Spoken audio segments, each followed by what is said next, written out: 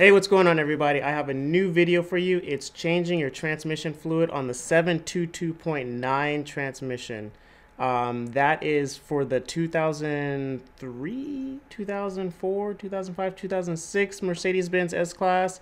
It's the newer updated transmission, 7-speed, super cool transmission. I love it.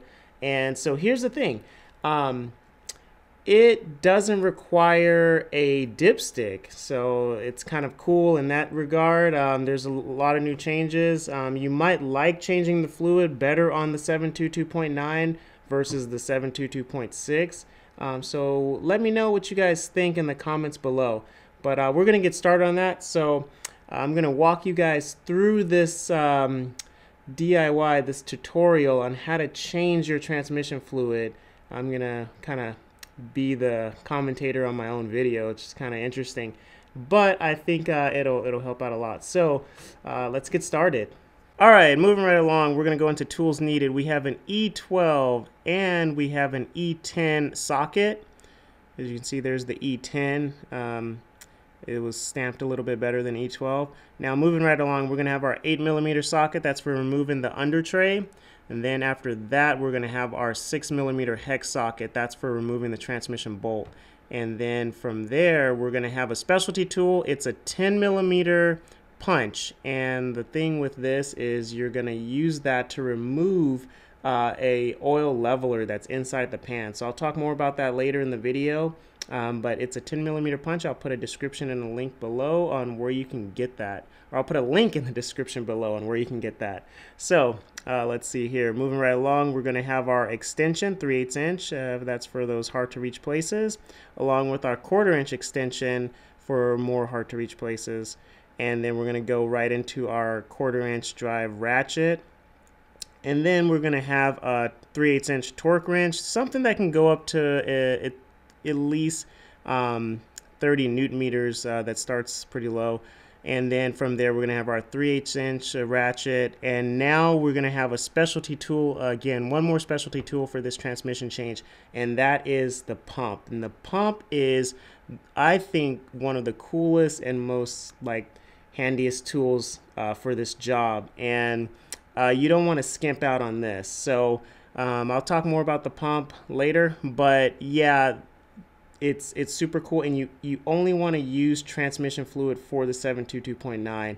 You don't want to mix fluids. You don't want to put dirty fluid in there. So it's a dedicated pump for the Mercedes Benz S-Class 722.9 transmission, clean fluid only.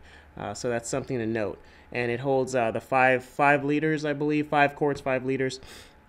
All right, moving right along. Now we're going to go ahead and remove that under tray here. And if you guys haven't seen, if you guys don't know how to remove the under tray, there's other videos that I have kind of showing you how to remove it. So gonna kind of keep moving forward here. So yeah, just go ahead and remove that. Now we're gonna go and we're gonna drain the fluid, which is the first phase of the draining. Remember I mentioned earlier about that leveler. So now we're gonna go ahead and punch out that leveler inside. So just a little tap, and then there you go. See, more fluid comes out. So go ahead and let that drain, and then once that drained, we're going to go ahead and put that bolt back in, the drain bolt back in. Now we have a bolt on the side of the transmission that holds like some O2 sensor brackets. So just go ahead and remove that bolt right there, and that's going to be with, I believe, your E12. And then from there, we're going to go ahead and use our E10 to remove the 6 bolts that holds the transmission pan together. So we're going to go ahead and remove that. And then once we have that removed, then we can start working on removing that pan, which is going to be awesome because that means that everything is going well. So be delicate with this job right here. Start from the O2 sensor part and lift down and then pull out. That's kind of what worked for me. Just kind of move those the O2 sensor bracket out of the way.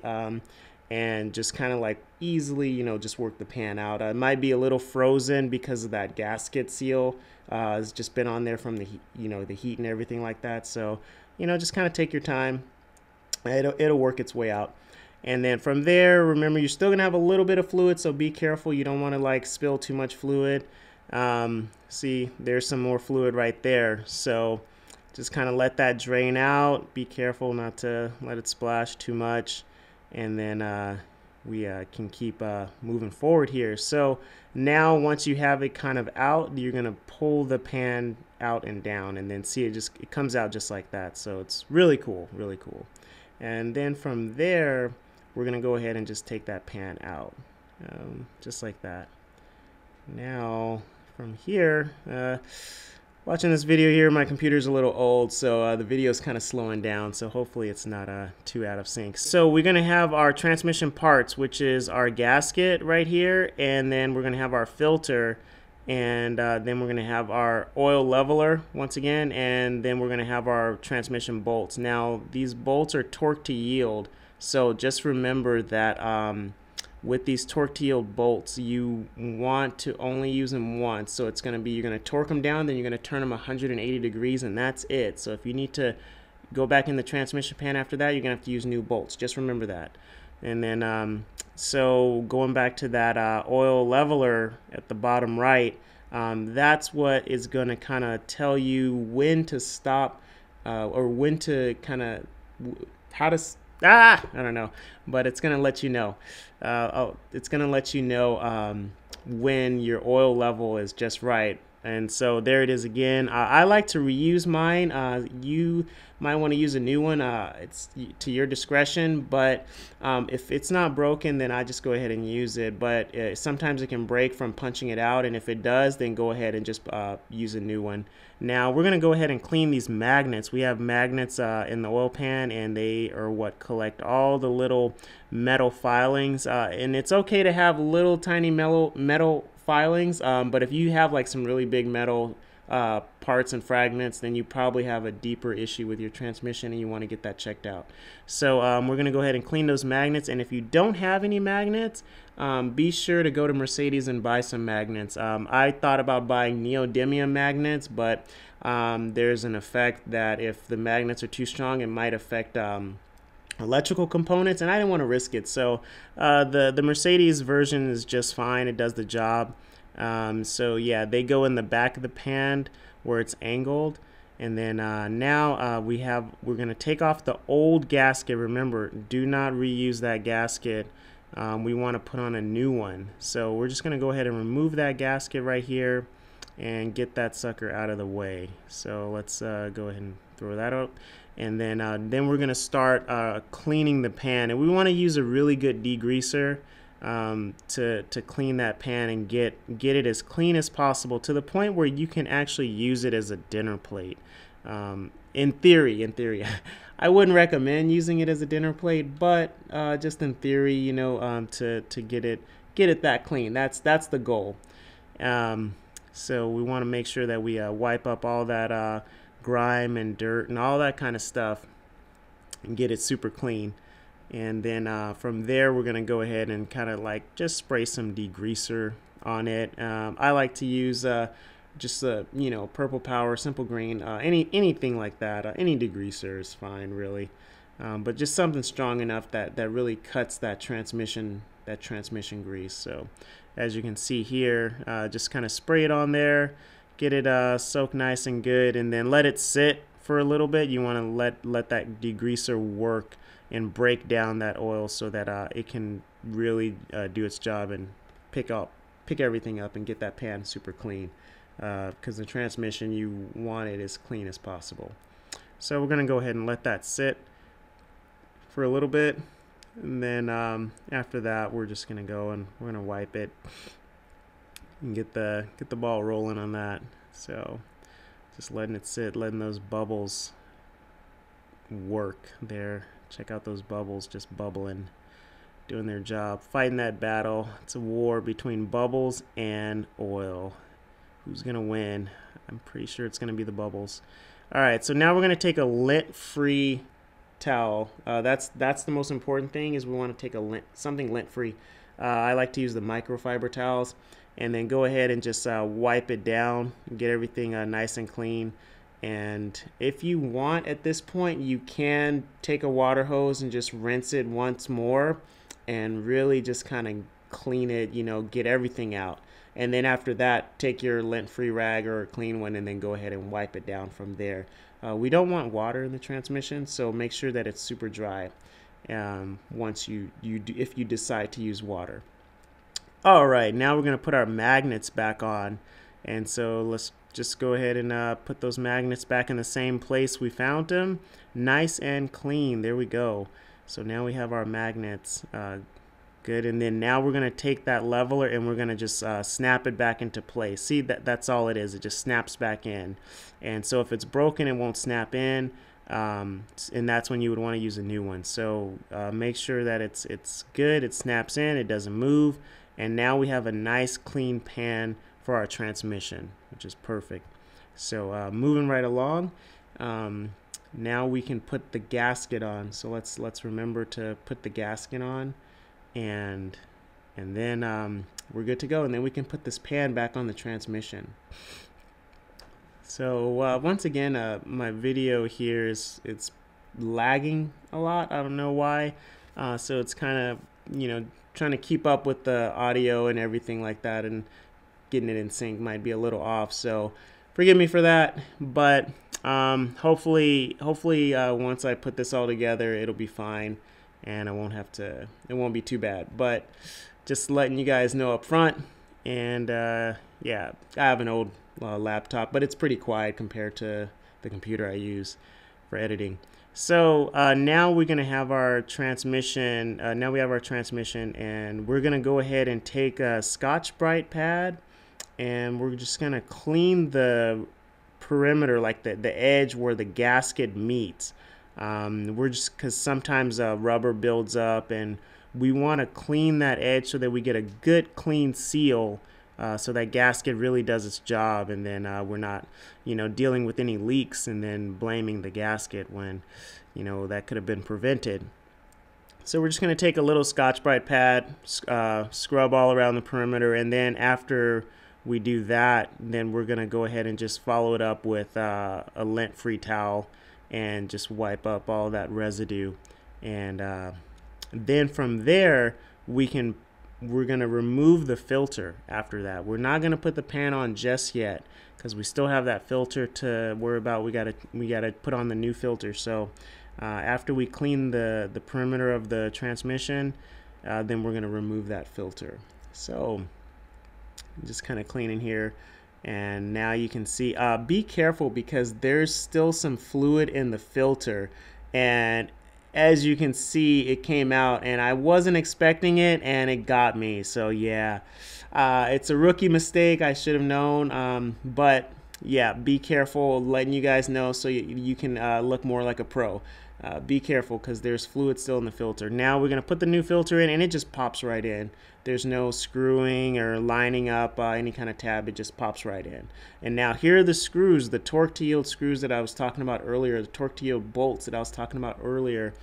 We want to make sure that we use those, and that they're brand new and that they're not used. So we're going to take those bolts, but before, we're going to put the pan in. And to put the pan in, we're going to start from the rear first. So we're going to tuck it in from the rear, and then we're going to just push it up and just kind of move, that O2 sensor bracket out the way if it gets in the way. And then we're going to take the brackets and the torque to yield bolts, and we're just going to put in, just two, just to hold it up. And I like to do it on either side, the left and the right side. So I'm going to go ahead and just screw those bolts in right there. Get them nice and snug. We're not going to tighten anything down at this point, but just to get them nice and snug, so that we can get that pan off of our hands and free up our hands a little bit. So, and then as you can see, we're just going to put the screw in that little bracket right there, and then go ahead and bolt up the other transmission pan. So once we kind of get that nice and snug, then we can start putting the rest of the bolts in. And then once we're confident that everything is good and we're not going to go back inside that transmission, then we can go ahead and torque down those bolts. But if you feel like you're not too confident and you want to just triple check, then don't tighten them down, don't torque them down. And it doesn't take much. They're only I believe 8 or 9 Newton meters. So just hand tighten them if you're not too comfortable, and then after that, you can torque them down once you're 100% confident. So as you can see, I'm just putting in the rest of the bolts and everything like that into the transmission. Remember, there's 6 of them, and you want to make sure that you have all of them in there so that you don't get any leaks. Alright, so now we're torquing them down, and we're going to just go ahead and torque them down to the specific Newton meter. I will have that in the video. And cool, so yeah, we're torquing them down. So now once we're done with that, once we're done tightening them down, or torquing them down I should say, then we're gonna go and we're gonna turn them 180 degrees. So after that, yeah, so now we're gonna take our ratchet, we're gonna pick a point, let's say 6 o'clock or 12 o'clock, and we're just gonna go to the other end. So we have our 180 degree rotation. So there we are at like 6 o'clock. Turn it all the way to 12 o'clock, just like that. And that's it. That's your torque to yield. So once you have that done, then we're good to go. So now comes the fun part. This is the cool part. This is where we grab our pump, and we're just gonna use the I guess you could say we're just gonna use the drain part, the part that has the on and off valve, and we're gonna hook that attachment up to the pan. So instead of the drain bolt, we're gonna hook up this on and off valve, and that's gonna go into the transmission. And I will put a link up for this pump so that you guys can buy it along with the right valve for the 722.9. And so as you can see, we want to fill that pump up all the way to 5 liters, and we're just going to put in as much fluid. We're gonna probably use all of that fluid back in, we're going to put all that fluid back into the transmission. And then the cool thing is you're not going to need a dipstick, because once it passes that leveler, then the fluid's just going to stop, and that's going to let you know that your transmission is ready to go. So here we're just going to pump that fluid in. Then afterwards we're going to separate that hose and make sure we don't spill anything. And remember, we're going to keep our valve closed at this point. It's still not open. We're going to keep it closed. As you can see, I'm fumbling around there with that funnel and everything like that. So just having a lot of fun. It's a cool process. I like it. And now, so we're going to remove that hose and make sure nothing spills. See, just like that. Kind of don't want to get the floor too messy here. So okay, so now we're kind of draining off just a little bit so that it doesn't spill on the floor as much. I have my catch pan underneath that, so just in case.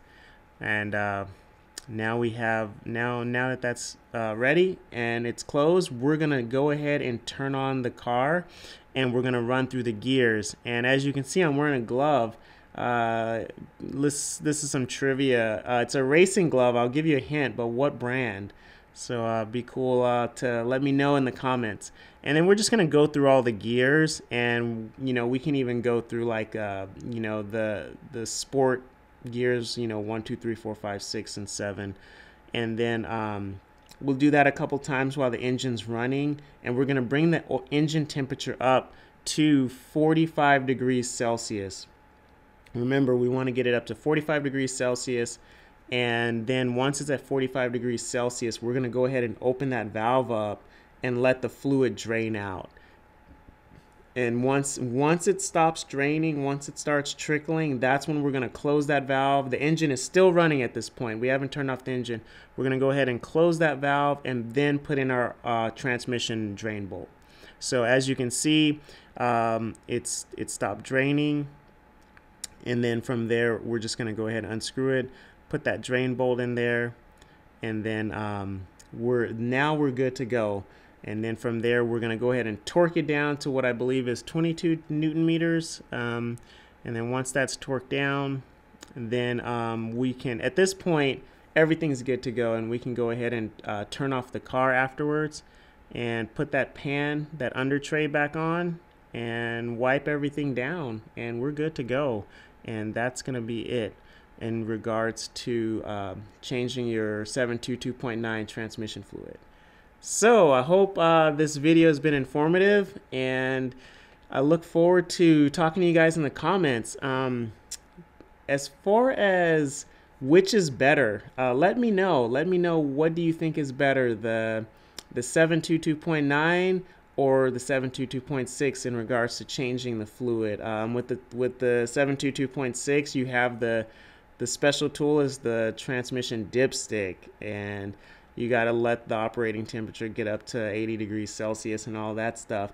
Whereas with the 722.9, you just kind of let it get up to 45 degrees Celsius, which takes a lot less time, and it just pretty much measures the fluid for you. You know, it just has that leveler, and once the fluid passes that and it stops draining, boom, you're good to go.